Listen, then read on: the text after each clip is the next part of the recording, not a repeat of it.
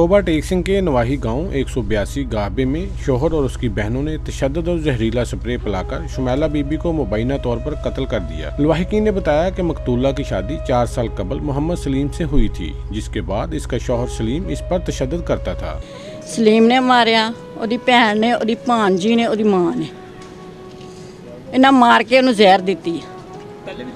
हाँ जी, पहलों भी करते सी, दसदी रही आन के असीं कहना चल सेवा कर ला, चलो कोई नहीं। लवाहिकीन ने यह भी इल्जाम ऐद किया है कि मुलजम ने अपनी बहनों से मिलकर अपनी बीवी को जहर देकर कत्ल करके खुदकुशी का ड्रामा रचाया। खामद सलीम ठीक है, ਉਹਦੇ ਨਾਲ ਉਹਦੀਆਂ ਭੈਣਾਂ ਨੇ, ਉਹਦੀ ਮਾਂ ਹੈ, ਉਹਦੀ ਭਾਂਜੀ ਹੈ, ਇਹਨਾਂ ਨੇ ਰਲ ਕੇ ਇਹਨੂੰ ਮਾਰਿਆ, ਜ਼ਹਿਰ ਦਿੱਤਾ।